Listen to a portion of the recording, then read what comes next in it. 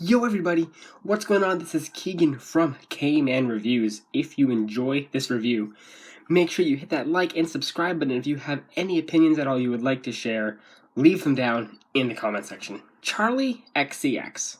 How I'm feeling now. Charli XCX, English singer, songwriter, often considered to be the pop star of the future.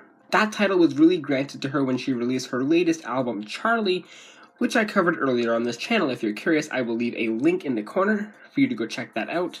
Anyway, this album was announced on a Zoom call, not as a deluxe version to Charli, but as a full, standalone new album, especially regarding this whole pandemic going on right now, made as a sort of do-it-yourself between her and her fans. Much like her previous album, this one was also released to critical acclaim despite only being recorded in supposedly 2 days. But just how successful were those 2 days?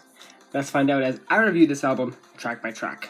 We'll start off with the singles, with there being 3 of them. The first one being Forever, which feels very elegant and glamorous, especially when that intro passes. Charli especially provides this very glitzy feeling with her vocals, feeling very soft and pillowy even with the distorted effect on her voice. The instrumental is pretty by-the-numbers synth-pop beat, especially when that chorus kicks in. It does become pretty sugary and generic, and there's really no build-up that tracks like these really tend to have. Lyrically, it's pretty simple, about loving someone forever, even if you're not there with them. This one's okay, just feels a bit bland for a lead-off single. The second single, Claws, in my opinion, is easily the better single in practically every sense. I much prefer Charli in this glitchy electro-pop style that she really blossomed in on her Charli album, and this feels like it would have fit in very well. The instrumental isn't completely insane off the walls, but it still feels very tough and futuristic, and yet still contains an infectious groove at the same time, with Charli herself sounding a lot more confident with her vocals, less angelic like on the previous track. And lyrically it's about love in this time of self-isolation. This is definitely a favorite of mine on the album, worth a listen.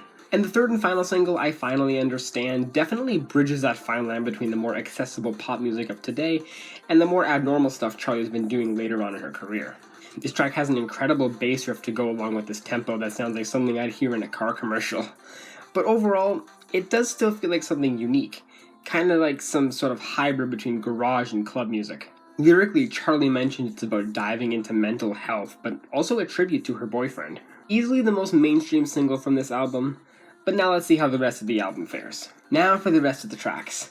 The opener, Pink Diamond, which easily has one of the most abrasive instrumentals in this entire album, maybe in Charli's entire career, featuring extremely experimental production, almost sounding like something Death Grips would do, with all these beeps and distortions. Definitely not easy on the ears for any newcomers. Charli sounds the best I've heard her in quite a while.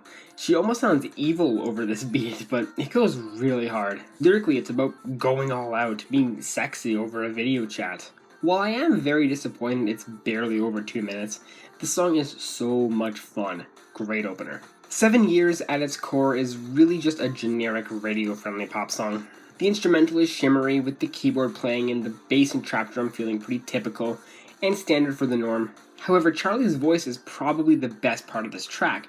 She really hollers later on, and with the glitchy effects on it, it keeps the song from remaining pretty boring musically. Lyrically, Charli mentioned it's actually about 2 things. 1, the journey of her relationship and the problems she's faced during that time, and 2, about feeling peaceful in this quarantine situation with her partner. Not a bad song, but nothing overly special. Detonate is one of these tracks that almost sounds like a B-side from her Charli album, especially regarding that instrumental, with it being pretty bright and happy, but in a video gamey kind of way, and I absolutely adore it. Charli's vocals are also extremely appropriate, toning it back a little bit to complement this instrumental with this very calming tone, along with more glitchy effects near the latter half of the track. Plus a really infectious chorus to boot, and you've got a song for the ages. Although lyrically it definitely does not match the beat, basically about expressing this confusion and frustration regarding this relationship. I still adore this track though, 100% worth a listen. Enemy has this rather slow tempo on this instrumental, accented with this riff that takes over the main melody. It all builds up on this chorus that is on the same level as Claws to me, with just how powerful it is, but just with slightly less distortion and more groove, especially with that bass, along with Charli's vocals under this very slight pitched effect. With this being one of my favorite drops I've heard in a long time, and these lyrics about that whole saying of keep your friends close and keep your enemies closer, it all blends together fantastically well. another standout for me. C 2.0, which actually means Click 2.0, a remix of her track Click from her album Charli. I do really like how distorted the instrumental is, but also not really the biggest fan of Charli's voice here, especially near the beginning with all these chipmunk vocal enhancers. I'm also not really the biggest fan of how the track takes over a minute and a half out of this 3-minute and 41-second runtime to actually start up. Although I do really like these lyrics, however, almost a continuation of the original song, but now this one's about how much she misses her clique, especially in times like these. I do like the original quite a lot, but I'm not too interested with this one. Pass. Party For You is probably my least favorite track on this album. The main factor being this instrumental. It just feels so damn murky. It's just some bubbly synths and bass, sometimes some percussion here and there, and that's really it. And Charli vocally isn't much better, especially on the first half of the track. She sounds very tired singing in this flat style, though it does build up a little bit more on the latter half. Not to mention this track being a full 5 minutes of this monotony. It just starts to feel like an eternity as she's singing about throwing a party for someone who never shows up. Yeah, least favorite easily. Pass. Anthems straight up sounds like a dubstep song I would hear from the later 2000s, with this instrumental having this electronic urgency sounding like a Skrillex song, which provides this weird, sort of bizarre nostalgia since not much really sounds like this anymore. Charli managed to regain the energy in her voice after the previous track, and even though it's behind quite a few vocal effects, that's her niche, and she does it pretty well. Lyrically, very fitting to the song, it's just about getting fucked up, having that energy in this time. I mean, come on, this is a fun song, I love it. And finally, the closer Visions is a very nice way to close off this album. I adore this instrumental build-up so much. It's definitely got that club feeling to it, but not full dubstep like on Anthems. Maybe like a nice little rave or something. And Charli sounds just as good as usual on this track. It really suits her.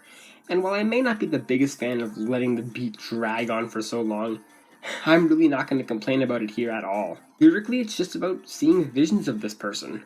Awesome song, awesome closer too. Overall, despite this coming out not too long after her Charli album, and with how quickly it was recorded, couple of lackluster songs here and there, I'm extremely impressed with how cohesive this album sounds. It definitely still features Charli's signature sound, and I'm pretty damn sure this album could potentially be a gateway into the future of what pop music is going to sound like.